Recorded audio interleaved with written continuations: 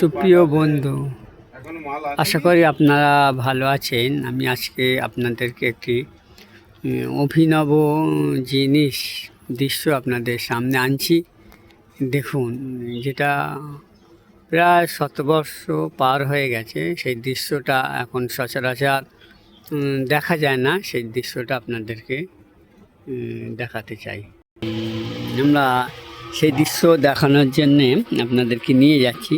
আসুন দেখুন, সেই দৃশ্যটা আছে একটি আপাতত ঘরের মধ্যে আছে, সেটাকে আটকে রাখা হয়েছে।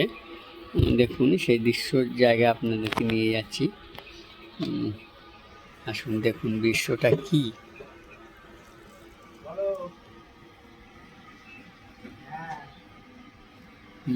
এই দৃশ্যটা দেখি আপনারা নিশ্চয়ই কিছু একটা বুঝতে পারছেন। এটা প্রায় শতবর্ষ পার হয়ে গেছে। সেই একটা কুয়া, তারপরে ব্রিটিশ আমল থেকে সেই কুয়া থেকে ওই পানি তোলার ব্যবস্থা, সেটা এখন এইভাবে পানি তুলে চলছে। দেখুন এইভাবে ঢেকে রাখা হয়েছে। জিনিসটি বহু পুরানো।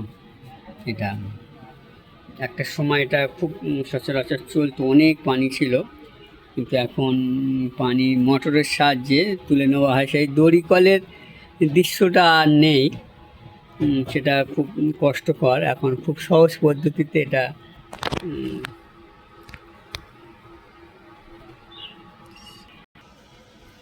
দেখুন, পানি কিন্তু খুব স্বচ্ছ আছে,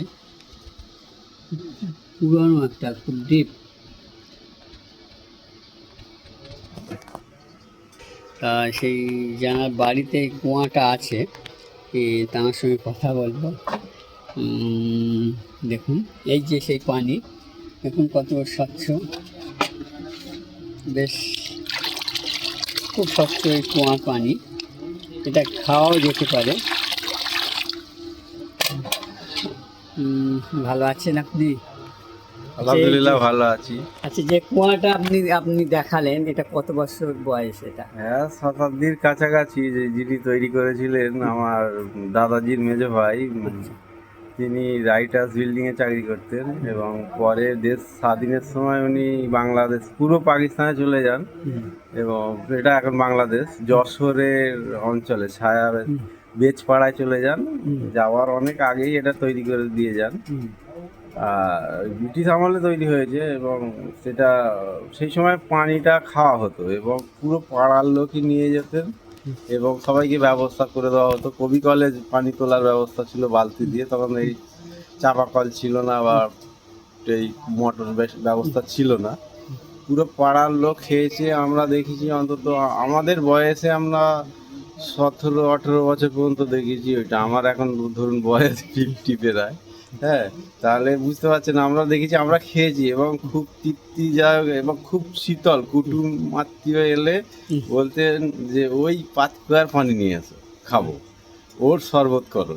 এইরকম একটা আবদার ছিল, মানে এমনই ফেমাস জায়গা। সেই জিনিসটা দীর্ঘদিন ছিল। পরবর্তী সময় যখন এটা কর্পোরেশন এলাকা হয়ে যায়, আগে পঞ্চায়েত এলাকা ছিল, কর্পোরেশনে অ্যাডেড এলাকা হয়ে যায়, হাওড়া মিউনিসিপাল কর্পোরেশন, তখন ধীরে ধীরে এখানে চাপা কল হয়ে যায় পাড়া এলাকায়। তখন এই পাতকুয়ার ডিমান্ডটা কমে যায় আস্তে আস্তে। আর এখন তো পলিউশনের ব্যবস্থা, আমরা নিজেরাও এইটা খাই না, এই চান করা, গোসল করা বা থালা বাসন ধোয়ার জন্য কাজে লাগানো হয়। পানি খুব ভালো, পানি খাওয়া হয়। ডিপ কতটা আছে? ডিপ তো আনুমানিক তো 100 ফুটের কাছাকাছি ডিপ আছে। নতুন করে সংস্কার করা হয়েছে? সংস্কার বিশেষ করা হয়নি, মাঝে মধ্যেই। এখন তো লোকালিটি বেড়ে গেছে, একটু বর্ষাকালে সাইড থেকে পানি নামলে ওই ফটকিরি বা চুন দিতে হয়, কয়েকবার দেওয়া হয়েছে। এই গাঁথনিগুলো, এই যে গাঁথনিগুলো, এটা কি নতুন করে করা হয়েছে না সেই? না, দাদাজির আমলে ছিল না, পরে কিছুদিন 20-30 বছর পরে করা হয়েছে। কারণ না হলে ওই এগুলো বেড়গুলো নষ্ট হয়ে যেত। আচ্ছা আচ্ছা, সেই কারণে রক্ষার জন্য এটা করা হয়েছিল। আচ্ছা আচ্ছা, তাহলে আপনারা তো এই মোটরের সাহায্যে পানি উঠানো হচ্ছে? এখন মোটরের সাহায্যে চাপা কল একটা আছে, কিন্তু ব্যবহার করা হয় না। অনেক সহজ হয়েছে, সহজ, প্রয়োজন মতো তোলা হয়, গোসলটাও হয়। গোসল হয়, আচ্ছা আচ্ছা। সব পরিবারের লোকেরা করে। আচ্ছা, আপনার নাম এবং এখানকার পুরো ঠিকানাটা যেতে একটু বলেন। আমার নাম শরীফউদ্দিন সর্দার। হুম, আমি এটা হাওড়া সাঁতরাগাছি জগাছা থানা। হুম। এটা এলাকাটার নাম হচ্ছে ধারসা কাজীপাড়া। এলাকায় একটা মসজিদ আছে, মসজিদটা গুগলসে দেখবেন যে সবুজ মসজিদ, ওরই সংলগ্ন জায়গায় আমাদের বসবাস দীর্ঘদিনের, সেই ব্রিটিশ আমল থেকে। আচ্ছা আচ্ছা। সম্মানিত প্রিয় দর্শক, আপনাদের সেই ঐতিহ্যবাহী যে পাতকুয়া, যেটাকে পাতকুয়া অনেকে কুয়াও বলে, সেই যে পানি যে স্বচ্ছন্দ যেখানে পানির অভাব, তারা এই বুঝবে যে এই কষ্ট কত সহজে পানিতে উত্তোলন করে আমরা ব্যবহারযোগ্য হিসেবে ব্যবহার করছি। দেখুন পানিটা কত স্বচ্ছ। এই গরমের সময় বোঝা যায় পানির কত মূল্য, বা মরুভূমি জলই জীবন, তাহলে এই দর্শন।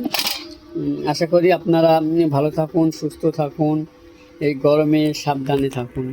সকলকেই ধন্যবাদ।